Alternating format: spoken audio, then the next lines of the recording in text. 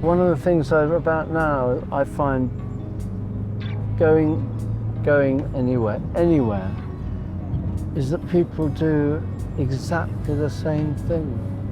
And I like that, but just in a different accent. And it's quite interesting just driving around here, you know, it's a whole world. It was one of the things I like about Jane Austen, is that she sat in one place.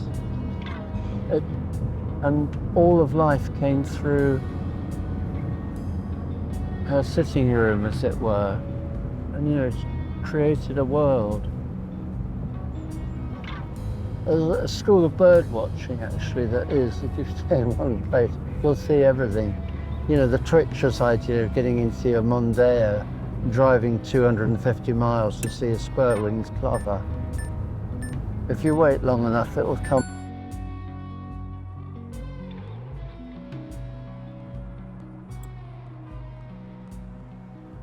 How these houses here, these horizontal windows came, sort of trickled down through town planning, and so the kind of windows became horizontal rather than portrait.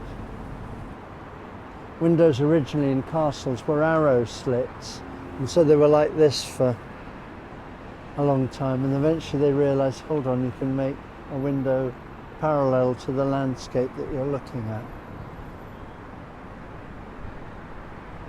So those are very much, as it were, within, probably built with, you know, within the early part of my lifetime. And this is a, God knows what, it's a roadhouse in a dire state of neglect.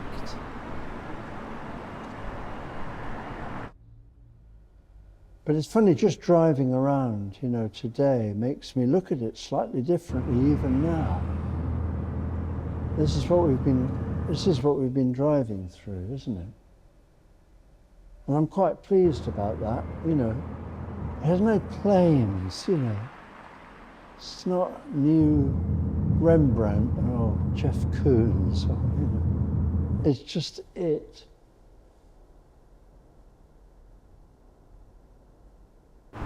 Look, in this car park, the building blocks of modern life, or of life in general. Angel of the South, some wings, a balloon which is filled with air, and that's what we are. Screw, just picked it up. It's perfect. So, you know what? And then this, which holds stuff together, friction, which apparently keeps us on this earth. Otherwise, we all fly away. So it's part of gravity. It's big stuff, you know. Here, all free.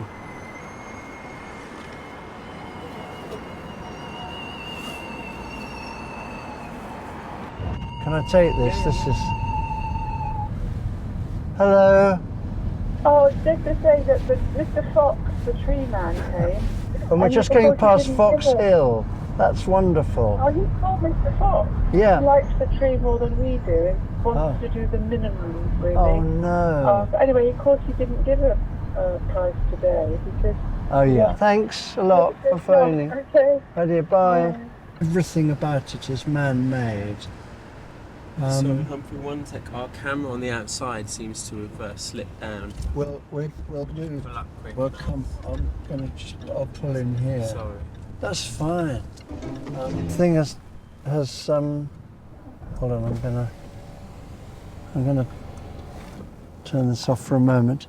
I've noticed this happens sometimes when I freeze the television, and just because, you know, there's a delay, I want to go make a cup of tea. And then I come back and I find that the picture, the still picture, is very beautiful.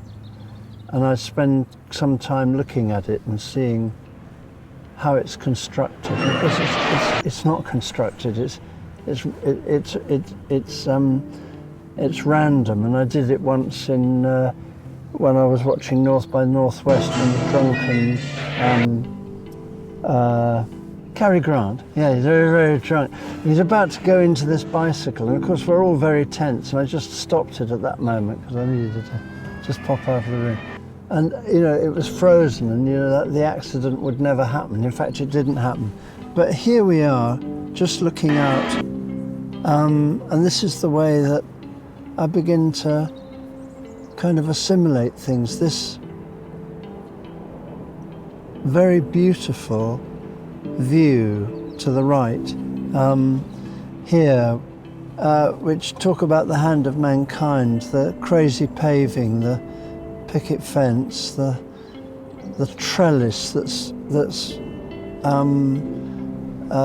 making do and getting by. As a friend of mine says, for some reason it's cordoning something off. The double glazing windows, which just shows how vulnerable a house is. Everything about this is what somebody has thought of at one stage. I'd rather agree with James Joyce, who said there's no such thing as an uninteresting person. I think there's no such thing as an uninteresting building. You'll never believe where we are. We're in one of the gracious car parks in South London. It's got a child's aeroplane in it. It's got a dirty old end of a balloon. It's got a skip. But the view is a catalogue of the last 150 years of human civilization. Anyway, can I help?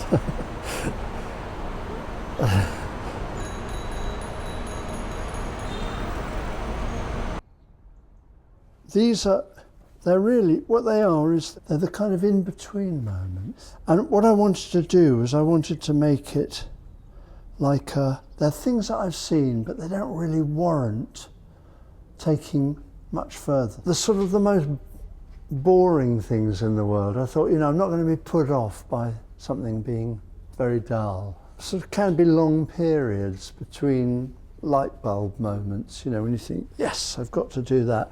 Car windscreen. What do you do with it? Draw it. Look at that.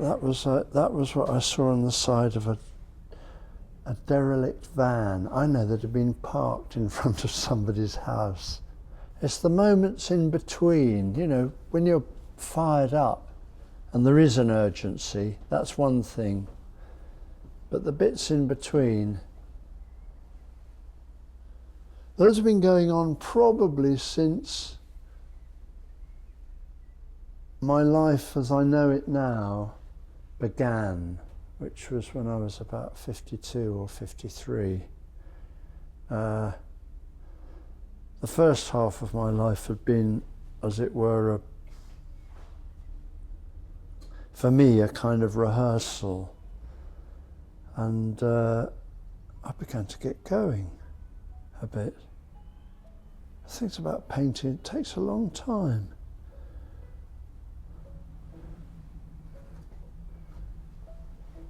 For me, anyway.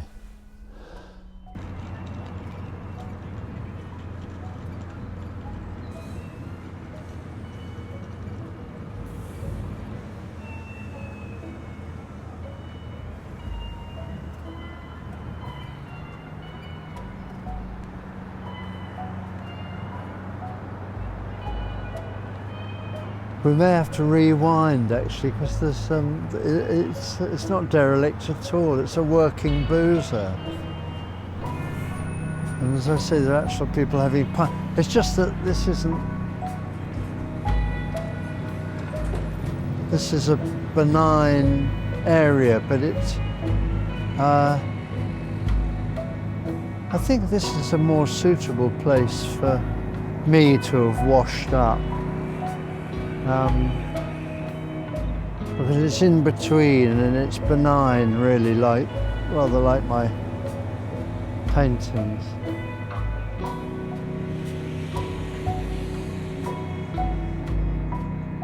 The great thing now is to say something, and I